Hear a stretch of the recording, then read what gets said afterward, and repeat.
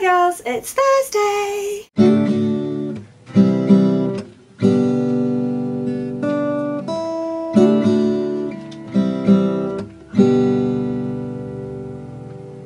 So I'm back. I know it's been a while. I had the most amazing time intrailing.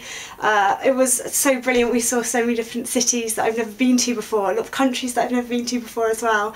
Met so many wonderful people, and I do have a video coming up. I didn't actually do any vlogs when I was out there just because I'm still a bit embarrassed to do vlogs in front of other people, but I've got lots of nice shots of scenery and stuff, so there might be one of that coming up soon on my personal channel. I also went to Reading last week. I was going to try and put a video up on Thursday, but alas I didn't because there isn't any internet and I wasn't organised enough to do it in advance. But Reading was fabulous and I saw loads of really cool bands.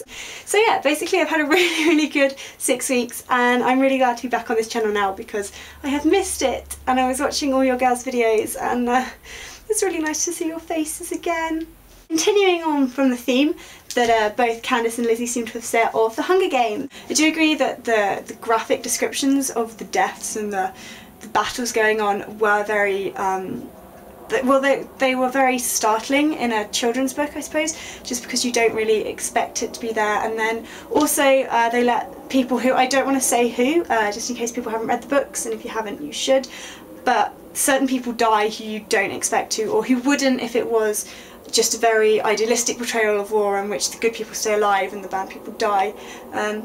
Equally, again, no one is properly good and no one is properly bad, and I really like that actually, especially things with Peter, because he does seem like such an innocent boy, and then he goes into arena and you see that he has to do things that aren't really very nice, and especially one of the tricks that they play to kill the other contestants. I think that's really shows how people do have to change in times of conflict, and I think it's very appropriate that they've put it in because you can't just gloss over these things. It's not something that you can just ignore because it does actually happen, and it needs to be told so that people can understand what actually goes on in real life.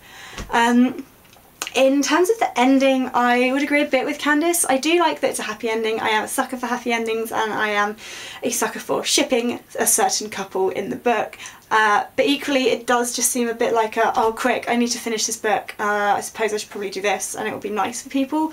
I think it's too idealistic and it wouldn't have happened. Like, it's not what I imagined would have happened, it's not what I imagined Katniss would have settled for, and I think it kind of ruins it a little bit. But then my general opinion of the third book is not brilliant. I really loved the first one. The first one is amazing, I couldn't stop reading it. The second one was amazing too. I really enjoyed it. It wasn't as good as the first, but then they never really are.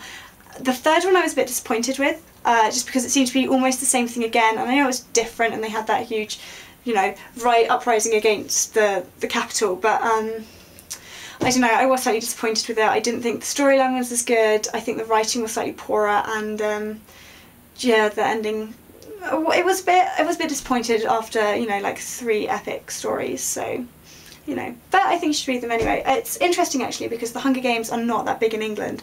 Like, I think in America especially, I'm not sure about Canada, but it seems like there's a huge following for them.